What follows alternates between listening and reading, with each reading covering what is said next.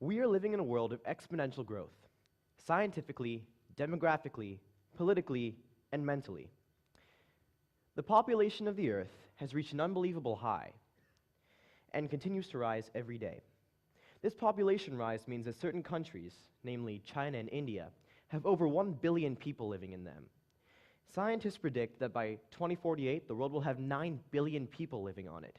And of course, that means the Earth would look something like this. With rising population comes a never-before-seen demand for energy. It is a known fact that in our modern and global world, we need energy and electricity to provide us with the most simple of things, such as checking our time or brushing our teeth. This graph shows the amount of energy we as society have consumed in the past 30 years, as well as giving an insight of what our energy consumption might look like in the future 30 years. This graph, as you can clearly see, is dominated by coal and oil. These two resources continue to rise in demand, despite their staggering amount of usage today. China, one of the biggest countries in the world, both in population and landmass, is at the top of the consumer list. And unfortunately for the world, and for us living here, China's present bet is on coal. Coal is one of the most damaging resources that we can use, ever.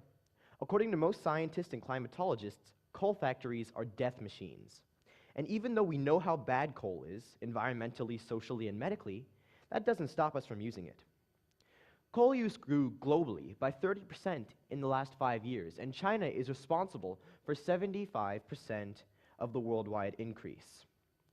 China rivals the world in the amount of coal consumed. Here in China, we use almost as much coal every day as the rest of the world combined. In 2011, Shandong and Hebei collectively consumed 700 million tons of coal, making them the first and fourth biggest consumers of China's provinces. These two provinces alone consumed more coal than Germany, Europe's largest economy. And together, they exceeded India's total coal consumption. Putting it another way, more coal is consumed within 600 kilometers of China's capital than in the entire United States. And to this, I simply say, coal down, nuke up. The debate of coal versus nuclear has been raging since nuclear energy was first suggested as an idea in 1932. This debate has many sides, and every person has their own individual opinion. This debate has three main points: the safety, the cost, and the efficiency, or lack of, nuclear and coal. Let's begin with safety.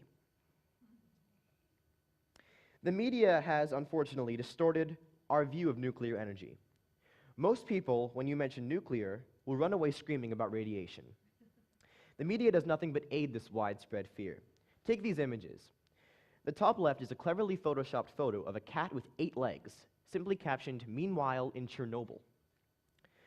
The bottom two images also show the media's interpretation of radiation, as these two examples are from the popular television show The Simpsons. And the top right is an image showing how humans are affected by radiation. Comic books like the Hulk, the Spider-Man, and the Teenage Mutant Ninja Turtles also show the public a highly inaccurate image of what nuclear radiation and nuclear material should look like. Now, none of these examples have any basis in science and are an attempt by the media and anti-nuclear activists to exploit people's fears and frighten them into opposing nuclear power. And these concepts work. People will believe anything. If they see something on TV, they will believe that it's true. Let me present to you how nuclear energy actually works to show you how simple it really is and how there should be no fear of it at all. This is a stereotypical nuclear reactor and how it works. Heat produced by radiating materials rises up and boils water, which turns into steam. The steam travels through to the turbines, which turns a generator, which makes the electricity. It's that simple. Nothing to be afraid of, nothing overly complex, nothing overly difficult. So of course, the big question is, what are we afraid of? People are afraid of a nuclear disaster. If they see something on a meltdown, but that's not likely to happen. How do we know? Because in over 60 years of commercial nuclear power, we've amassed a solid track record of safety. Let's look at the 3 worst nuclear events or accidents of all time. Let's start with 3 Mile Island. 3 Mile Island is located in Pennsylvania in the United States. In 1979, The generator halted the supply of cooling water to the generator, which caused the generator to overheat. Even though there was no environmental or human impact, as there was no radiation released and no deaths at all attributed to this, people were afraid. This very simple incident sparked a fear campaign against nuclear energy. A week after the incident, 250,000 people turned up to rally against nuclear energy in New York City and Washington, D.C. But in all actuality, nothing really went wrong. The plant's generator broke down for a bit, but didn't kill anybody, didn't release radiation, it just caused fear. In a 20-year follow-up of the mortality data of this very simple incident, researchers found absolutely no increase in cancer or any deaths at all due to this. Which brings me to my second case study, Chernobyl in the Ukraine. The accident at Chernobyl was much more serious than 3 Mile Island. The plant's reactor actually broke this time and released a large quantity of radioactive material into the air and earth. There were 75 deaths directly attributed to this disaster. However, while there was a slight increase in highly treatable thyroid cancer, no other form of leukemia or cancer was found in any person. We have subsequently learned that this accident happened due to lack of trained staff. And of course, due to this, as a result, the nuclear energy industry has devoted a substantial amount of time and money to make sure that staffs are better trained, they do regular disaster simulations, and they work with surrounding jurisdictions to inform the public. And finally, Fukushima Daiichi was the most recent nuclear incident. This event has renewed public concern about the potential dangers of nuclear energy. However, for the general public inside and outside of Japan, the predicted risks are low and have no observable increases in cancer above baseline rates. If these 3 examples are the worst disasters in nuclear power's history, we shouldn't be asking ourselves, why nuclear power? We should be asking ourselves, why not nuclear power? Turning to coal, there's just no comparison. According to a Lancet study in 2007, compared with nuclear power, coal is responsible for 5 times as many worker deaths from accidents, 470 times as many deaths due to air pollution amongst members of the public, and more than 1,000 times as many cases of severe illness. In the USA alone, there have been over 622 coal mining accidents that resulted in 5 or more fatalities from 1893 to 2007, compared to a grand total of 33 nuclear accidents in all of history, most of them without casualty. China currently has the largest number of coal mining fatalities in any country, accounting for about 80% of the world's total. Between January 2001 and October 2004, there were about 1 death every 7.4 days. According to official figures, at least 3,200 people died in China's mines in 2008. The actual number could be even higher, as the Chinese government is accused of covering up some accidents.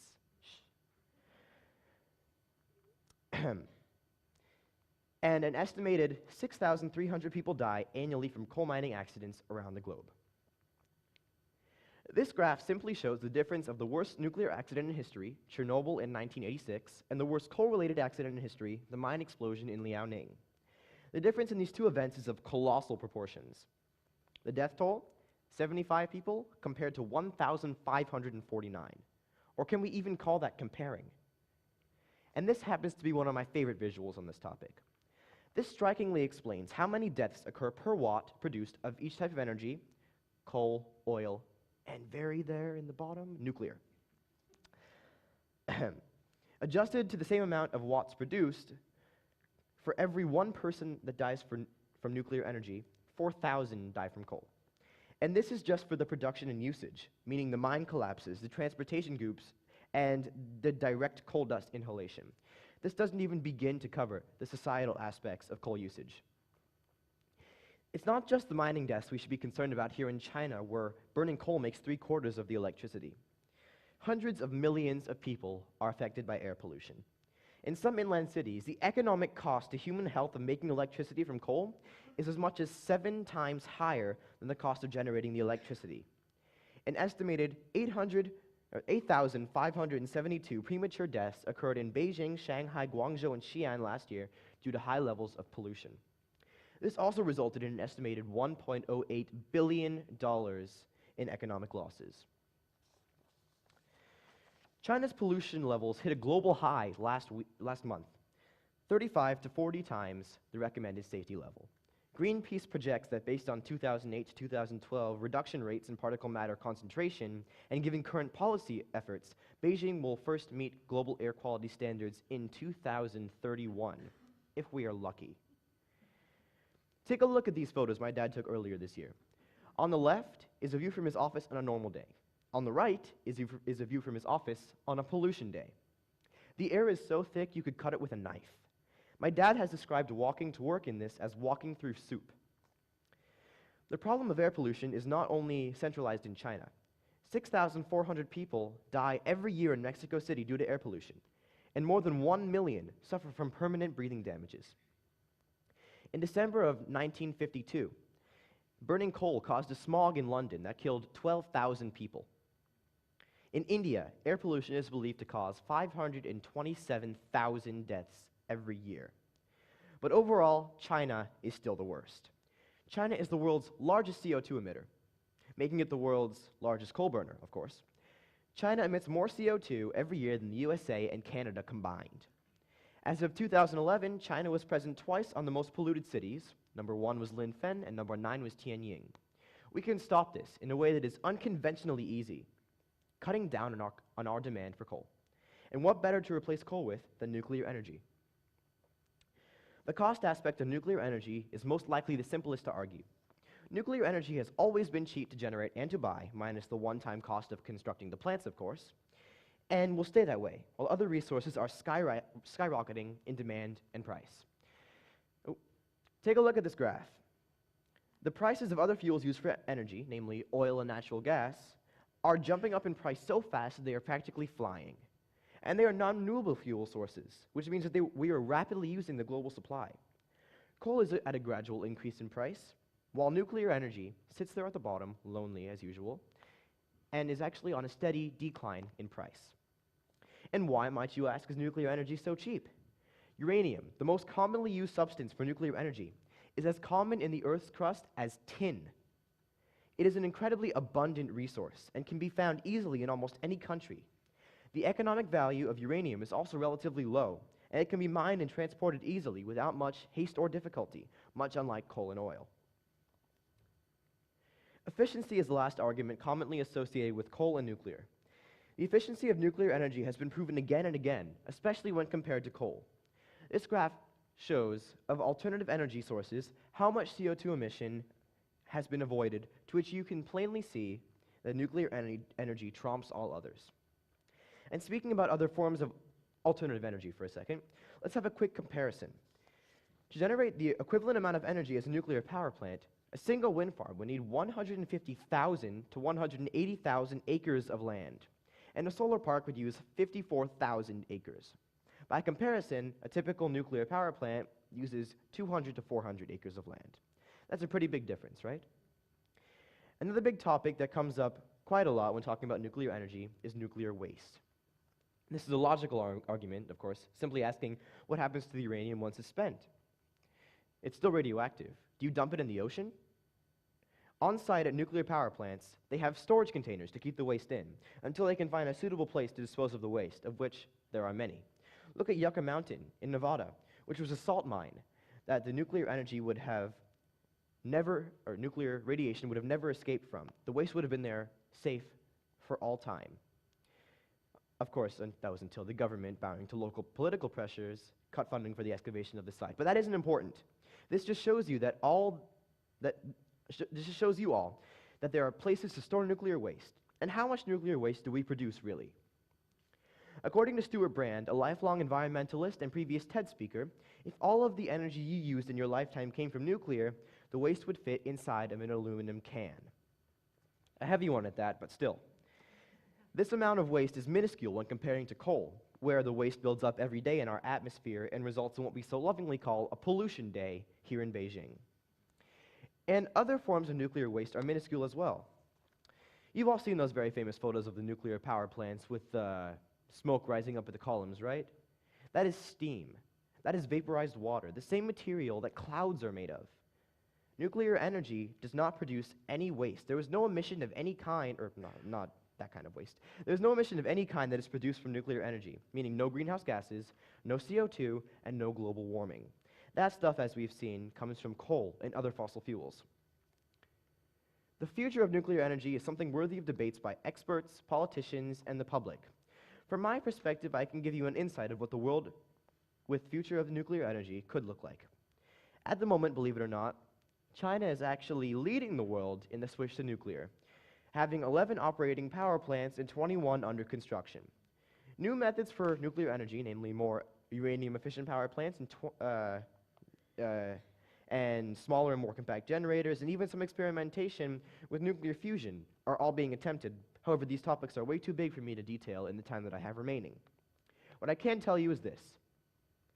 If the world intends to address the threat of global warming and still satisfy its growing appetite for electricity, it needs an ambitious expansion of nuclear power.